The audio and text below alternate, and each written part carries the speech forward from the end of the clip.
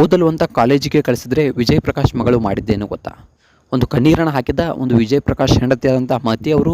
So ಒಂದು ವಿಜಯ್ ಪ್ರಕಾಶ್ ರವರು ಕೂಡ ಒಂದು ಕಣ್ಣೀರನ್ನು ಹಾಕಿದ್ದಾರೆ. ಒಂದು ವಿಜಯ್ ಪ್ರಕಾಶ್ ರವರ ಪೂರ್ತಿ ಫ್ಯಾಮಿಲಿ ಕಣ್ಣೀರನ್ನು ಹಾಕಿದೆ. ಸೊ ಅಷ್ಟಕ್ಕೂ ಏನು ಮಾಡಿದ್ರು ಒಂದು ವಿಜಯ್ ಪ್ರಕಾಶ್ ರವರ ಮಗಳು? ಸೊ ಯಾಕೆ ಕಣ್ಣೀರನ್ನು ಹಾಕಿದ್ರು? ಇದೆಲ್ಲದರ ಬಗ್ಗೆ ಸಂಪೂರ್ಣವಾದ ಮಾಹಿತಿಯನ್ನು ಈ ಒಂದು ವಿಡಿಯೋದಲ್ಲಿ ನಾನು ನಿಮಗೆ ತಿಳಿಸ್ಕೊಡ್ತೀನಿ.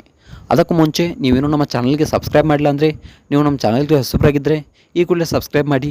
ಹಾಗೆ ಈ ಒಂದು ವಿಡಿಯೋದ ಬಗ್ಗೆ ಈ ಒಂದು ವಿಜಯ್ ಪ್ರಕಾಶ್ ರವರ ಬಗ್ಗೆ ನಿಮ್ಗೆ ಏನು ಅನಿಸ್ತೆ ಅನ್ನೋದನ್ನ ಕಮೆಂಟ್ ಮಾಡಿ. ಹಾಗಿದ್ರೆ ಬನ್ನಿ ಸ್ನೇಹಿತರೆ, ತಡ ಯಾಕೆ ಮಾಡೋದು, ವಿಡಿಯೋನ ಸ್ಟಾರ್ಟ್ ಮಾಡೋಣ. ಇನ್ನು ಮೊಟ್ಟ ಮೊದಲನೇದಾಗಿ ವಿಜಯ್ ಪ್ರಕಾಶ್ ರವರ ಬಗ್ಗೆ ಹೇಳಬೇಕಪ್ಪ ಅಂತಂದರೆ, ತುಂಬ ಒಬ್ಬ ಸರಳ ಸಾಮಾನ್ಯ ವ್ಯಕ್ತಿ. ಸೊ ಎಷ್ಟೇ ಒಂದು ಸಾಧನೆಯನ್ನು ಮಾಡಿದ್ರೂ ಕೂಡ ಒಂದು ಜಂಬ ಇಲ್ಲ. ಸೊ ಯಾವ ರೀತಿಯಾಗಿ ಬದುಕ್ತಾ ಇದ್ದಾರೆಪ್ಪ ಅಂತಂದರೆ, ಇಲ್ಲ ನಾನೇನು ಸಾಮಾನ್ಯ ವ್ಯಕ್ತಿ ಅನ್ನೋ ರೀತಿಯಲ್ಲಿ ವಿಜಯ್ ಪ್ರಕಾಶ್ ರವರು ಬದುಕ್ತಾ ಇದ್ದಾರೆ. ಸೊ ಅಷ್ಟೊಂದು ಸಾಧನೆಯನ್ನು ಮಾಡಿದ್ರೂ ಕೂಡ ಇಂದಿಗೂ ಕೂಡ ಒಂದು ಸಾಮಾನ್ಯ ಒಂದು ವ್ಯಕ್ತಿಯಂತೆ ಇವರು ಬದುಕ್ತಾ ಇದ್ದಾರೆ. ಸೊ ಇಷ್ಟೆಲ್ಲ ಮಾಡಿದ್ರೂ ಕೂಡ ವಿಜಯ್ ಪ್ರಕಾಶ್ ರವರು ಇಷ್ಟು ಸಾಮಾನ್ಯ ವ್ಯಕ್ತಿ ಅಂತ ಬದುಕ್ತಾ ಇದ್ದಾರೆ. ಸೊ ಆರಂಭಿಕ ಜೀವನದಲ್ಲಿ ತುಂಬ ಕಷ್ಟಗಳನ್ನು ವಿಜಯ್ ಪ್ರಕಾಶ್ ರವರು ಒಂದು ಅನುಭವಿಸಿದ್ದಾರೆ.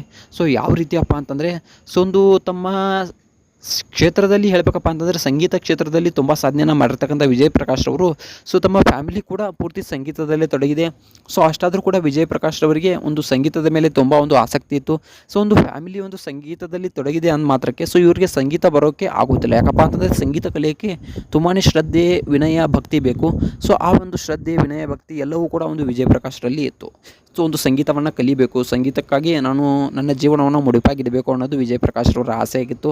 ಸೊ ಒಂದು ತಮ್ಮ ಆಸೆಯಂತೆ ಸೊ ಒಂದು ತಮ್ಮ ಸಂಗೀತಕ್ಕಾಗಿ ತಮ್ಮ ಪೂರ್ತಿ ಜೀವನವನ್ನು ಮುಡಿಪಾಗಿ ಇಟ್ಟು, ಸೊ ಇಂದಿಗೆ ಒಂದು ಕರ್ನಾಟಕ ಅಷ್ಟೇ ಅಲ್ಲದೆ ಒಂದು ಎಲ್ಲ ನಮ್ಮ ಇಂಡಿಯಾದಲ್ಲಿ ತಮ್ಮ ಹೆಸರನ್ನು ತುಂಬ ಒಂದು ಅಚ್ಚುಕಟ್ಟಾಗಿ ತಮ್ಮ ಒಂದು ಬೆಳೆಸಿದ್ದಾರೆ.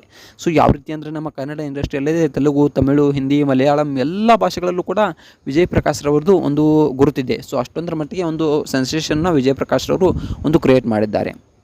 ಸೊ ಯಾಕಪ್ಪ ಅಂತಂದರೆ, ಕನ್ನಡ ಇಂಡಸ್ಟ್ರಿಯಲ್ಲಿ ಅಷ್ಟೇ ಇವರು ಹಾಡನ್ನು ಆಡೋದಿಲ್ಲ, ಕನ್ನಡದಲ್ಲಿ ಅಷ್ಟೇ ಇವರು ಹಾಡನ್ನು ಆಡೋದಿಲ್ಲ, ಕನ್ನಡ ಅಷ್ಟೇ ಅಲ್ಲದೆ ತೆಲುಗು, ತಮಿಳು, ಸೊ ಎಲ್ಲ ಭಾಷೆಗಳಲ್ಲೂ ಕೂಡ ಇವರದೇ ಆದ ಒಂದು ಪ್ರಾವೀಣ್ಯತೆಯನ್ನು ಮೂಡಿಸಿದ್ದಾರೆ. ಸೊ ಇಂತಹ ವಿಜಯ್ ಪ್ರಕಾಶ್ ರವರು ತಮ್ಮ ಮಗಳು ಓದಲಿ, ಚೆನ್ನಾಗಿ ಓದಲಿ. ಯಾಕಪ್ಪ ಅಂತಂದರೆ ವಿಜಯ್ ಪ್ರಕಾಶ್ ರವರ ಮಗಳು ತುಂಬಾ ಒಂದು ಚೆನ್ನಾಗಿ ಓದ್ತಾ ಇದ್ದಳು. ಅದನ್ನು ನೋಡಿದ ವಿಜಯ್ ಪ್ರಕಾಶ್ ರವರು ತಮ್ಮ ಮಗಳನ್ನು ಒಂದು ದೊಡ್ಡ ಕಾಲೇಜಿಗೆ ಸೇರಿಸ್ತಾರೆ. ಸೊ ಒಂದು ಮಗಳು ತುಂಬ ಚೆನ್ನಾಗಿ ಓದ್ತಾ ಇರ್ತಾಳೆ, ಎಲ್ಲ ಪರೀಕ್ಷೆಗಳಲ್ಲೂ ಪ್ರಥಮ ಸ್ಥಾನವನ್ನು ಕೂಡ ಪಡಿತಾ ಇರ್ತಾಳೆ. ಸೊ ಯಾವ ರೀತಿಯಾಗಪ್ಪ ಅಂತಂದರೆ, ಸೊ ಒಂದು ಎಲ್ಲ ಒಂದು ಕ್ಲಾಸ್ನಲ್ಲೂ ಕೂಡ ಯಾವ ರೀತಿಯಾಗಿದ್ಲಪ್ಪ ಅಂತಂದರೆ, ಒಂದು ವಿಜಯ್ ಪ್ರಕಾಶ್ ರವರ ಮಗಳು ಒಂದು ಪ್ರಥಮ ಸ್ಥಾನವನ್ನು ಇವಳೇ ಪಡಿತಾ ಇದ್ದಳು. ಸೊ ಅಷ್ಟೊಂದು ಪ್ರಾವೀಣ್ಯತೆ, ಅಷ್ಟೊಂದು ಒಂದು ಚಾಣಾಕ್ಷತನ ಇವರ ಒಂದು ಮಗಳಲ್ಲಿತ್ತು, ಅಂದರೆ ವಿಜಯ್ ಪ್ರಕಾಶ್ ರವರ ಮಗಳಲ್ಲಿತ್ತು.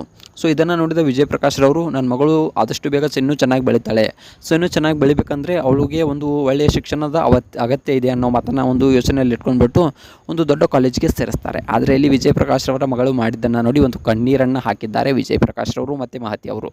ಸೊ ಅಷ್ಟಕ್ಕೂ ಏನು ಮಾಡಿದ್ರು ವಿಜಯ್ ಪ್ರಕಾಶ್ ರವರ ಮಗಳು? ಯಾಕೆ ಒಂದು ಕಣ್ಣೀರನ್ನು ಹಾಕಿದರು? ಇದೆಲ್ಲದರ ಬಗ್ಗೆ ನೋಡಬೇಕಪ್ಪ ಅಂತಂದರೆ, ಇನ್ನು ಮೊಟ್ಟ ಮೊದಲನೇದಾಗಿ ಒಂದು ಅಂತಾರಾಷ್ಟ್ರೀಯ ಮಟ್ಟದ ಒಂದು ಸಂಗೀತ ಕಾರ್ಯಕ್ರಮ ವಿಜಯ್ ಪ್ರಕಾಶ್ ರವರ ಒಂದು ಮಗಳ ಕಾಲೇಜಿನಲ್ಲಿ ನಡೆದಿರುತ್ತೆ. ಸೊ ಆ ಕಾರ್ಯಕ್ರಮದಲ್ಲಿ ಒಂದು ವಿಜಯ್ ಪ್ರಕಾಶ್ ರವರ ಮಗಳು ಕೂಡ ಭಾಗವಹಿಸಿ, ಸೊ ಅದರಲ್ಲಿ ಒಂದು ಪ್ರಥಮ ಸ್ಥಾನವನ್ನು ಪಡೆದಿದ್ದಾರೆ. ಸೊ ಸಂಗೀತದಲ್ಲಿ ತಂದೆಯಷ್ಟೇ ಒಂದು ದೊಡ್ಡ ಸಾಧನೆಯನ್ನು ಒಂದು ವಿಜಯ್ ಪ್ರಕಾಶ್ ರವರ ಮಗಳು ಮಾಡಿದ್ದಾರೆ. ಇದನ್ನು ನೋಡಿದ ಫ್ಯಾಮಿಲಿ ಒಂದು ಆನಂದ ಬಾಷ್ಪ ಕಣ್ಣೀರನ್ನು ಹಾಕಿದೆ. ಸೊ ಒಂದು ಕಣ್ಣೀರನ್ನು ಹಾಕಿದೆ, ಒಂದು ಕುಟುಂಬ ಆಗಿರ್ಬೋದು, ಸೊ ಒಂದು ವಿಜಯ್ ಪ್ರಕಾಶ್ ರವರು ಆಗಿರ್ಬೋದು, ಅವರ ಹೆಂಡತಿ ಎಲ್ಲರೂ ಕೂಡ ಕಣ್ಣೀರನ್ನು ಹಾಕಿದ್ದಾರೆ. ಸೊ ಈ ಒಂದು ವಿಜಯ್ ಪ್ರಕಾಶ್ ರವರ ಮಗಳ ಸಾಧನೆ ಬಗ್ಗೆ ನಿಮ್ಗೆ ಏನು ಅನ್ನಿಸುತ್ತೆ ಅನ್ನೋದನ್ನ ಕಮೆಂಟ್ ಮಾಡಿ.